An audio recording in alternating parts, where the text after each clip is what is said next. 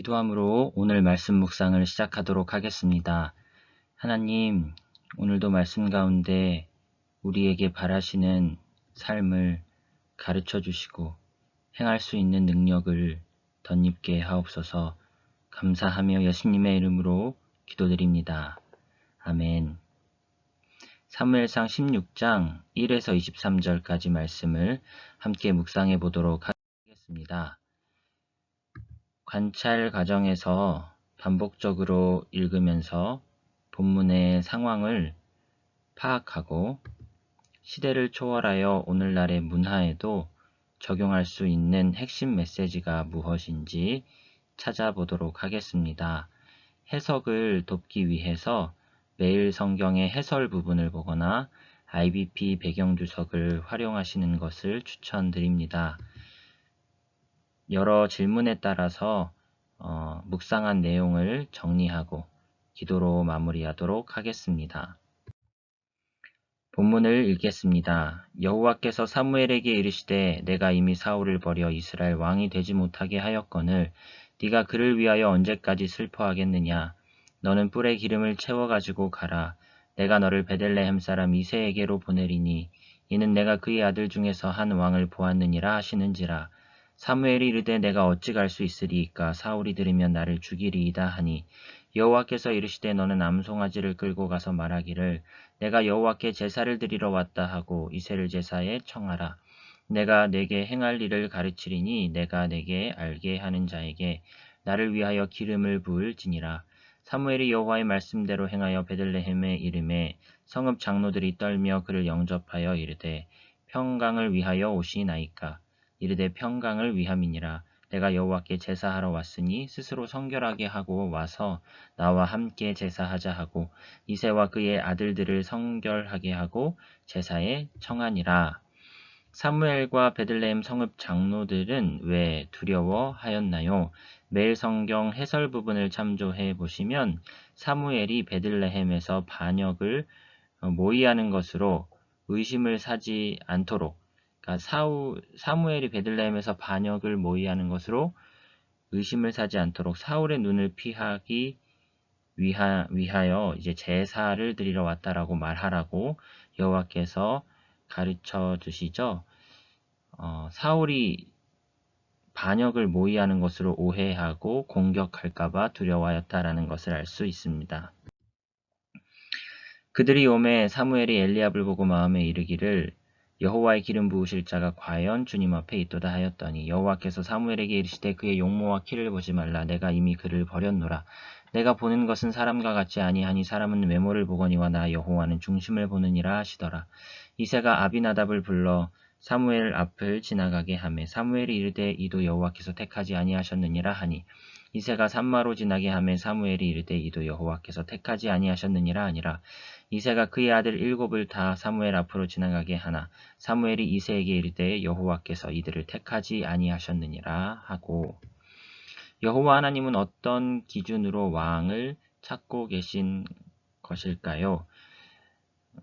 사람은 외모를 보거니와 나 여호와는 중심을 본다라고 말씀이 나와 있지요.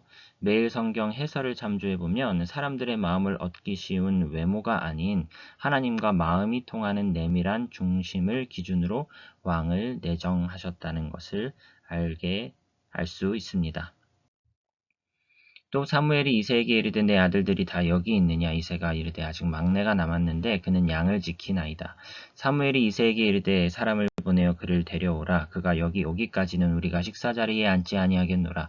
이에 사람을 보내어 그를 데려오매 그의 빛이 붉고 눈이 빼어나고 얼굴이 아름답더라. 여호와께서 이르시되 이가 크니 일어나 기름을 부으라 하시는지라. 사무엘이 기름 뿔병을 가져다가 그의 형제 중에서 그에게 부었더니 이날 이후로 다윗이 여호와의 영에게 크게 감동되니라. 사무엘이 떠나서 라마로 가니라.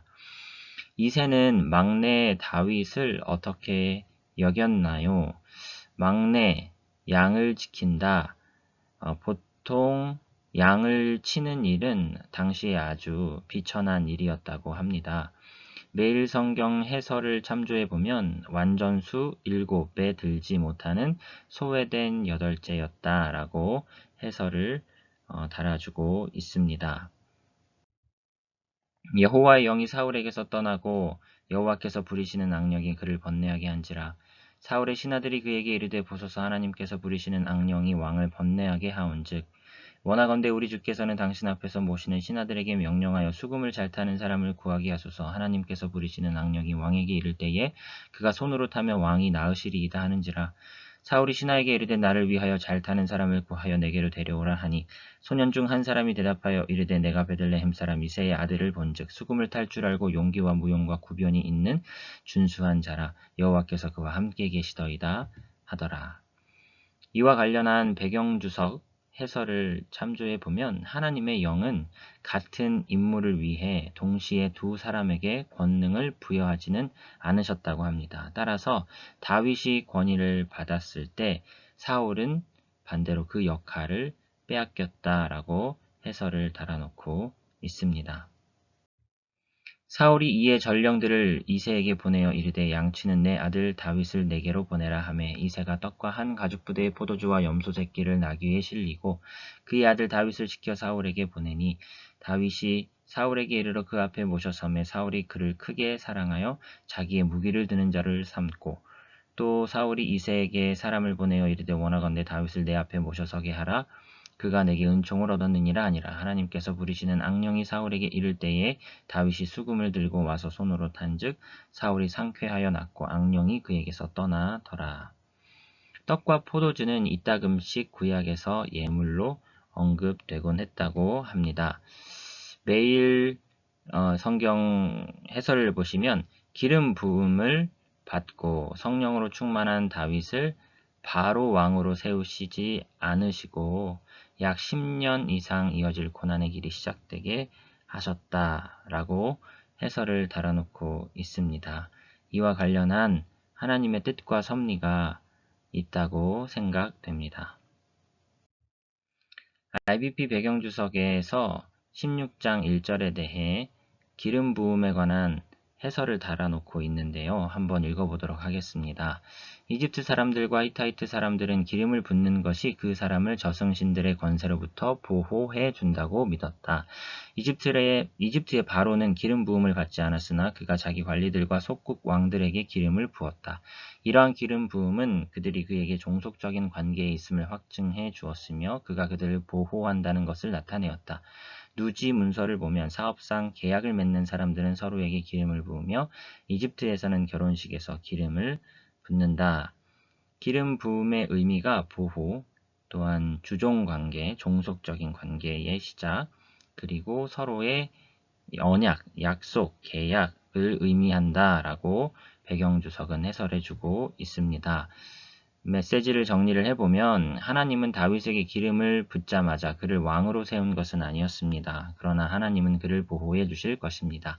하나님은 다윗과 주종관계를 맺으시고 그를 보호해 주기로 계약, 약속, 언약해 주셨다고 볼 수도 있을 것입니다. 라고 정리해 보았습니다. 적용입니다. 하나님은 어떤 분이신가 메시지를 정리해보고 적용점을 생각해 보겠습니다. 하나님은 후회를 넘어 다른 일을 계획하시고 인격적으로 그 계획을 시행해 가시는 분이라고 정리해 보았습니다. 인격적으로 라는 표현을 쓴 이유는 사무엘이 두려워하자 제사를 드리러 왔다라는 방식을 가르쳐 주시며 보호해 주시고 사무엘의 두려움을 존중하시며 방법을 가르쳐 주시죠. 다윗을 통해서는 시간을 들여서 다윗이 왕으로서 준비될 수 있는 10년 이상의 기간을 갖도록 섭리하시는 분이다.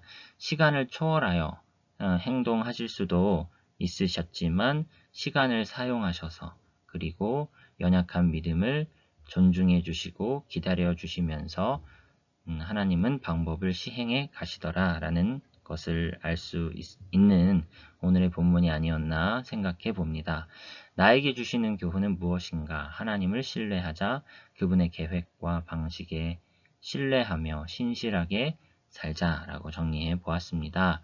오늘 본문의 배경은 사울을 버리시고 다른 인물을 왕으로 찾으시는 내용 및 상황이라 말씀드릴 수 있겠습니다. 하나님은 외모가 아닌 중심을 기준으로 왕을 내정하셨고 다윗에게 기름을 부으십니다.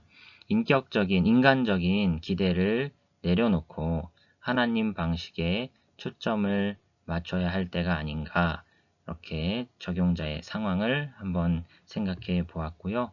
중심을 돌아보자, 하나님을 신뢰하자 메시지를 적용해 보았습니다. 기도로 마치겠습니다. 살아계신 하나님 아버지,